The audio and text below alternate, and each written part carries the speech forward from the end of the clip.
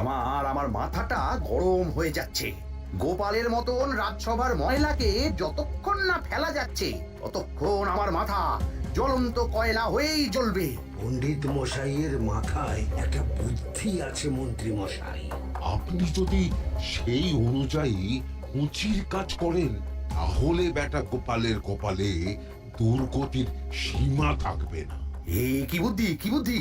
আপনি বরং এই ব্যাপারে পণ্ডিত মশাইয়ের সাথে একবার আলোচনা করে নিন। আমি চলি, কেমন? আমি চলি। হ্যাঁ হ্যাঁ, এসো এসো এসো এসো।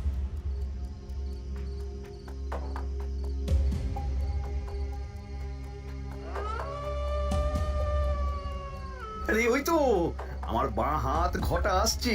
বেটাকে দিয়ে একটা কাজ করাতে হবে। এ কি মন্ত্রী মশাই, আপনি এখানে দাঁড়িয়ে কি করছেন? এই একটা গুরুত্বপূর্ণ ব্যাপারে কথা বলছিলাম।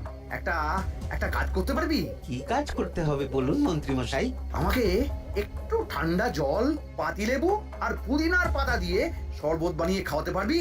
সেসব আমার ঘরে ব্যবস্থা করাই আছে। চলুন চলুন, আমার সাথে চলুন। হ্যাঁ, চল চল চল চল চল।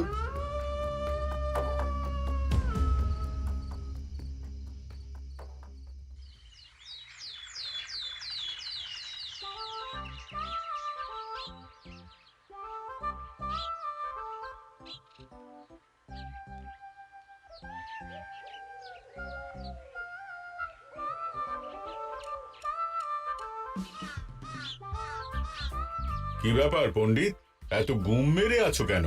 সকাল সকাল গিন্নি খুব বকেছেন মনে হচ্ছে।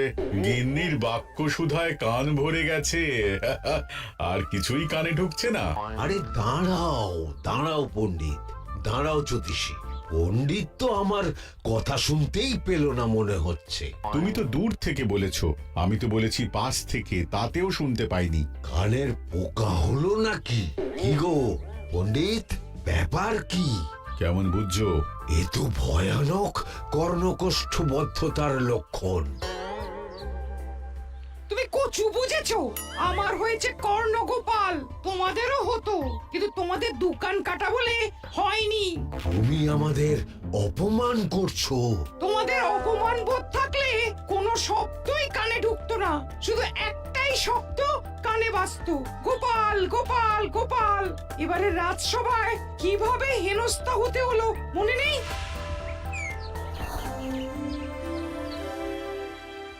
মহারাজ, একটা ভিক্ষা আছে। ভিক্ষার জন্য কৃষ্ণনগরের রাস্তাই সবচেয়ে উপযুক্ত জায়গা গোপাল, তুমি বরং সেখানেই যাও। মন্ত্রী, মন্ত্রী মশাই ঠিকই বলেছেন মহারাজ। যে যার নিজের জায়গা থেকে কথা বলে। কুকুর বলে ভৌ ভৌ, বেড়াল বলে মিউ মিউ, কাক বলে কা কা। মন্ত্রীর ভিক্ষার জায়গা কৃষ্ণনগরের রাস্তা, আর গোপালের ভিক্ষার জায়গা মহারাজ কৃষ্ণচন্দ্রের দুয়ার। বলো কি ভিক্ষা? বাড়িতে পুজো আছে মহারাজ, খরচা অনেক, কিছু ঋণ আবশ্যক। যদি 100 মোহর। ঋণ তোমাকে আমি দিতে পারবো না গোপাল। পুজো উপলক্ষে তোমাকে আমি 100 মোহর দিলাম। মহারাজ, আমিও ঠিক এই কথাটাই বলতে যাচ্ছিলাম। আমরাও তাহলে বাড়িতে পুজো করব। পুজোর জন্য আমাদের অনেক খরচ, তাই যদি... অবশ্যই অবশ্যই, কত ঋণের প্রয়োজন খাজাঞ্চির কাছ থেকে নিয়ে নিও, সুদটা আমি মাফ করে দিলাম। মহারাজ, গোপালকে দান আর আমাদের ঋণ? হ্যাঁ, কারণ তোমরা নিজেরা খাবে, কিন্তু গোপাল অন্যদের খাওয়াবে। গোপালের মতো মানুষের সঙ্গে থাকাই হলো রাজধর্ম। কিন্তু তাছাড়াও তোমরা হলে 80 যাই বেতন পাই দলের লোক। গত 1 বছরে তোমার কোন মন্ত্রণা দেশের কাজে এসেছে? পণ্ডিত কোন নতুন তত্ত্ব শুনিয়েছে? জ্যোতিষী কোনো অমোঘ ভবিষ্যৎবাণী করেছে? আর বৈদ্য 3 বছর ধরে আমার হাঁটুর ব্যথা সারাতে পারেনি। কিন্তু গোপাল, গোপালের ভাঁড়ে হাস্যরসের কখনো অভাব হয়নি। মনে আছে? আছে। কিন্তু করার তো কিছু নেই। আছে। কিছু ভেবেছো নাকি পণ্ডিত? তোমাদের মনে আছে মহারাজ মোহর দেওয়ার পর গোপাল সেদিন বলেছিল, কি গোপাল, খুশি তো? মহারাজ, আপনি আমাকে 1 মুঠো ধুলো দিলেও আমি খুশি। সেই ধুলো মুঠোই আমি সোনা মুঠো করে ফেলবো। মনে নেই আবার? একটু ঝেড়ে কাশো তো দেখি পণ্ডিত, কি ভেবেছো? যা হবে দেখতেই পাবে।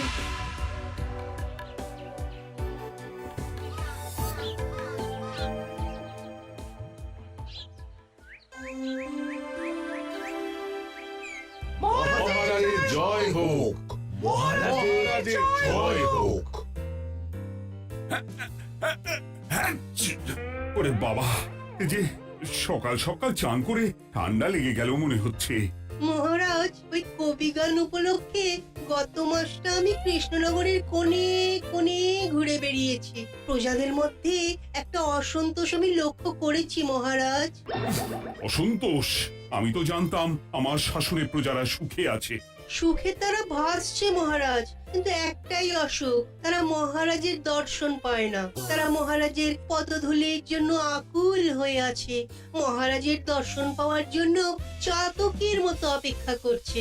চিত্রকরকে দিয়ে চিত্র অঙ্কন করিয়ে বিলি করে দিলেই হলো।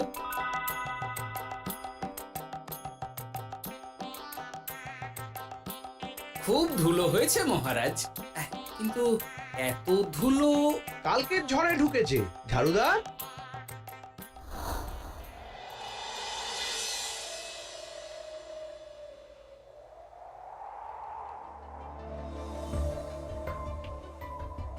এই সুযোগ, রাজসভা ফাঁকা, এমন ঝড় যে পেয়াদারাও বাইরে নেই। কাজটা সেরে ফেল, বুঝলি? কিরে, কাজটা কর।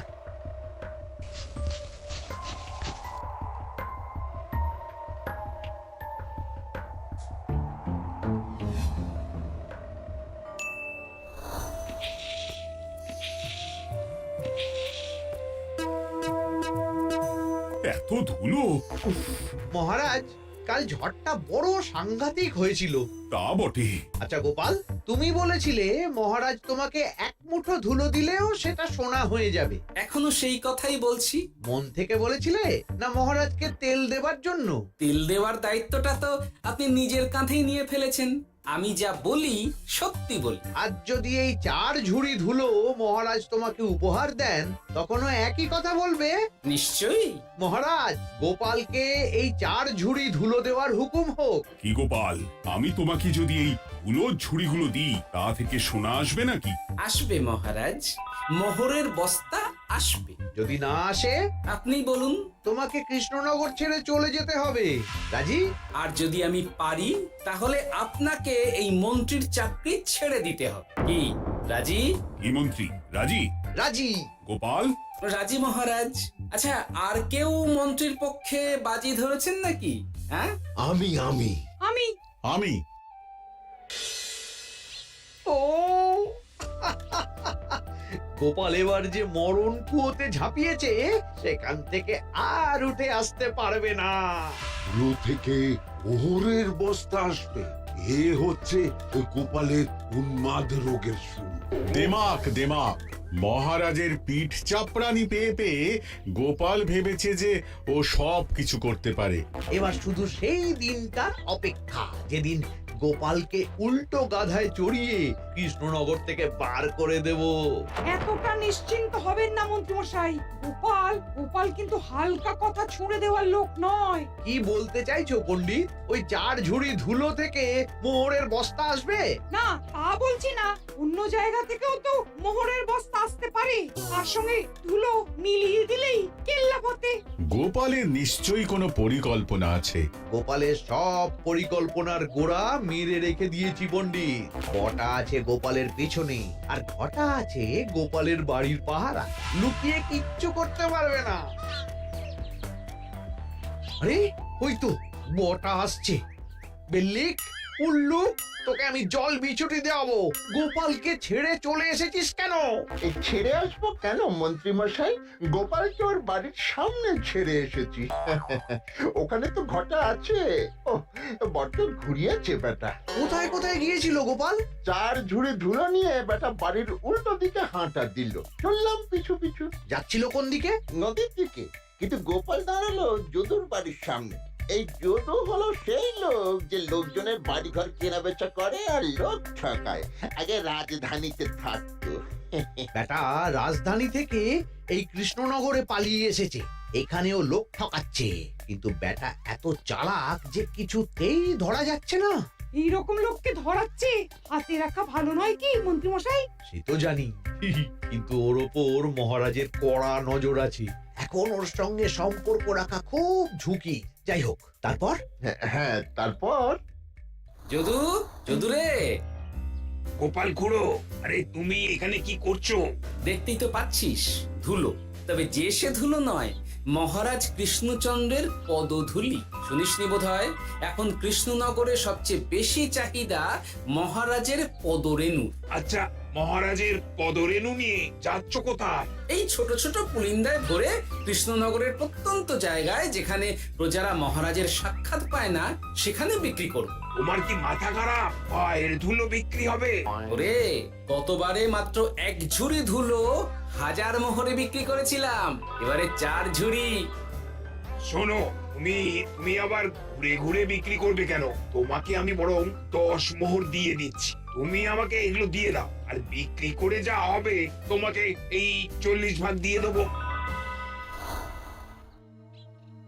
ওই 10 মোহরে বদমাস দুটো ধুলো বেচে গোপাল বাড়ির দিকে চললো। বাড়ির সামনে অব্দি পেছনে পেছনে গিয়ে তারপরে এই আপনাদের কাছে আসছি। বলিস কি রে, ধুলো বেচে 10 মোহর? ও মন্ত্রী মশাই, গোপাল তো একেবারে নাড়ি ধরে টান মেরেছে। গেল রাজসভায় এমন সুখের চাকরিটি গেল, এবার আবার রাস্তার ধারে গিয়েই বসতে হবে। এবার নবাবের দরবারে জায়গা আছে কিনা খোঁজ করি গিয়ে। তাড়াতাড়ি 10 মোহর আর 1 বস্তা মোহরের মাঝখানে অনেক রাস্তা, সেই রাস্তায় আমি লোক বসিয়ে রাখবো। আরে আরে, ওই তো তোমার ঘটা আসছে। এই, তুই গোপালের ঘরের পাহারা ছেড়ে এলি কেন? গোপাল নেই নেই নেই নেই নেই নেই।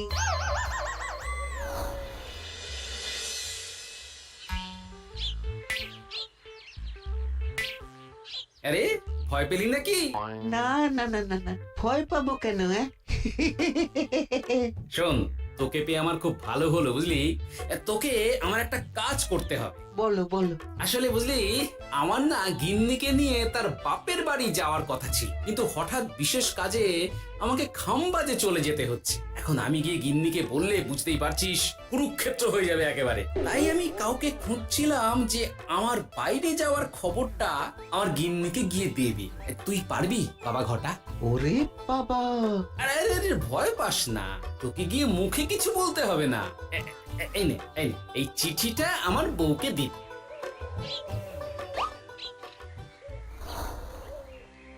কৃষ্ণনগর ছেড়ে চুপি চুপি চলে যাচ্ছি, চালাকিটা দেখেছেন? ওসব চালাকি আমি তুড়ি মেরে উড়িয়ে দেবো। কি করবেন? চারিদিকে আমি অশ্বারোহী গুপ্তচর পাঠাচ্ছি, গোপালকে কোনো চালাকি করতে দেব না।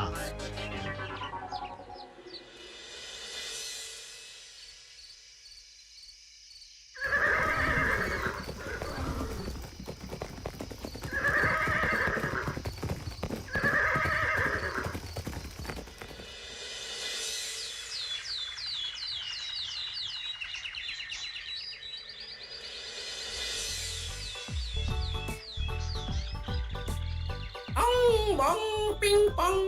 হ্যাঁ, ওরে বাপ রে, এ আবার কি বলে? মানে বুঝতে পারিলে না? অং বং পিং পং অর্থাৎ আইসো আমার নিকট বিদেশি জাদু শরবত আছে, ইহাতে তৃষ্ণা নিবারিত হয়, শক্তি বৃদ্ধি হয়, ঘুম ভালো হয়, সম্পর্কের উন্নতি হয়, জামা কাপড় ফর্সা হয়, তু শব্দ না করে সকাল সকাল কষ্ট পরিষ্কার হয়, মূল্য মাত্র 1 মোহর। বোঝো, ওইটুকু অং মঙ্গের মধ্যে এত কিছু? ঠিক আছে, তা দাও দেখি, আপাতত টেস্টটা তো মিটু, বাকিগুলো পরে বোঝা যাবে।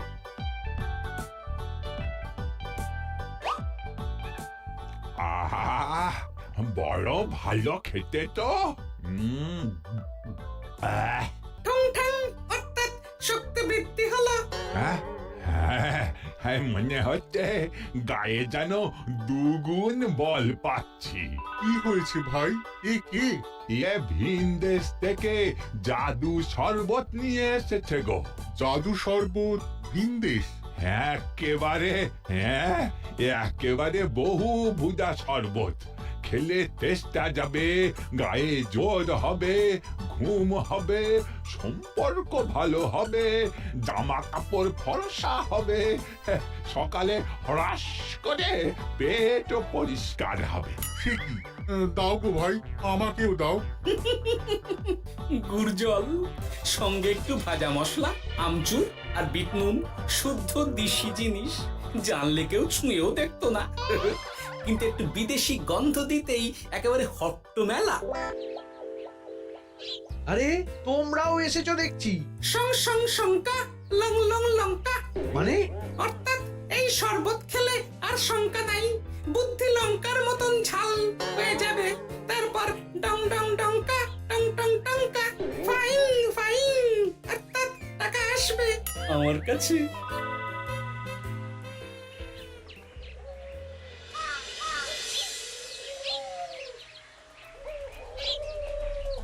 ঝপ ঝপ ছপাং, ফট ফট ফটাং, অর্থাৎ উহাকে দৌড়িয়েছো কেন? বেটা জোচ্চোর অনেককে ঠকিয়েছে। অনেক দিন থেকে তককে তককে ছিলাম। এবার এই ধুলো নিয়ে মহারাজের পায়ের ধুলো বলে বিক্রি করছিল। একটা বেনামি চিঠিতে খবর পেয়ে বেটাকে ধরেছি। ব্যাং ব্যাং বিগ ব্যাং, অর্থাৎ বাহ বাহ বাহ বাহ। বেনামি চিঠিটা আমি দিয়েছিলাম বাবু। বাবা যদু, তুমি সেই রাজধানী থেকে কৃষ্ণনগর অব্দি মানুষকে অনেক খোল খাইয়েছো। তুমি এতদিন ঘুঘু দেখে এসেছিলে বাবা। এবার গোপাল নামক ফাঁদটা দেখলে। কতবার বলবো, এইসব ধুলো আমি গোপালের কাছ থেকে কিনেছি। যা বলার ওই বিচারের সময় মহারাজকে বলবি। চল চল চল চল চল।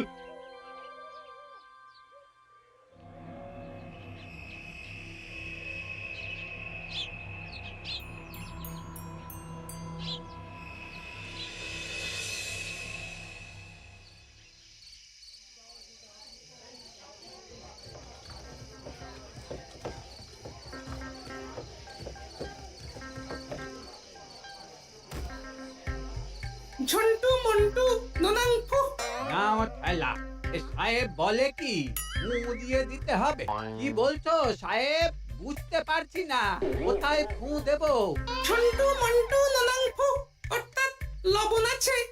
আছে আছে সাহেব আছে। কত লাগবে? ভান্ড ভরি আন্ডাকারি, অর্থাৎ যা আছে সব।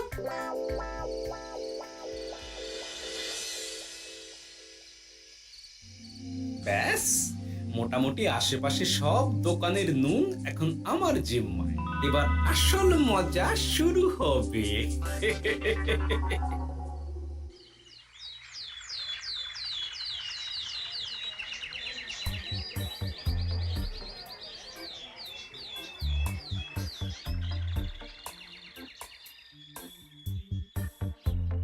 নুন আছে? না হুজুর, গোটা কৃষ্ণনগরেই নুন নেই। ওই দেখো, পুরো রাজসভাই বাজারে জড়ো হয়েছে। শান্তামনা, শান্টু মন্টু। এ আবার কি বলছে রে বাবা? শান্তামনা, শান্টু মন্টু, অর্থাৎ জনগণ শ্রবণ করুন।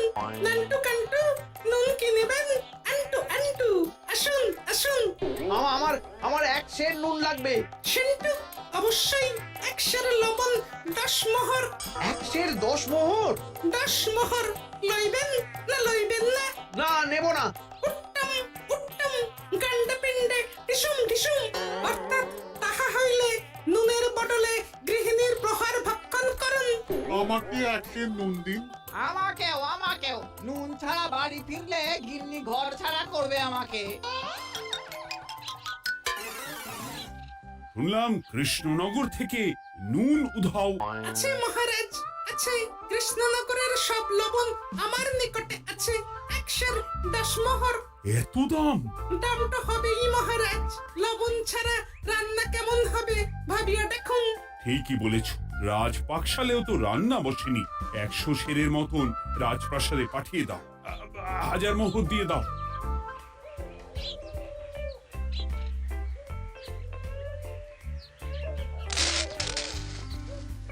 ব্যাস, 1 বস্তা মোহর হয়ে গেছে। গোপাল? হ্যাঁ মহারাজ, গোপাল, যে 4 ঝুড়ি ধুলো থেকে 1 বস্তা মোহর রোজগার করেছে। ইয়া বাত! চলো রাজসভায়, পুরো গল্পটা শুনতে হবে।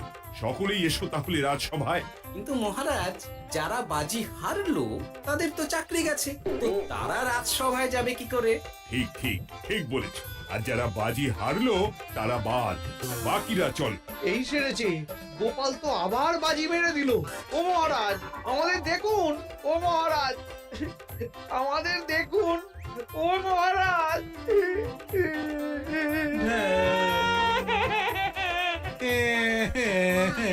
হ্যাঁ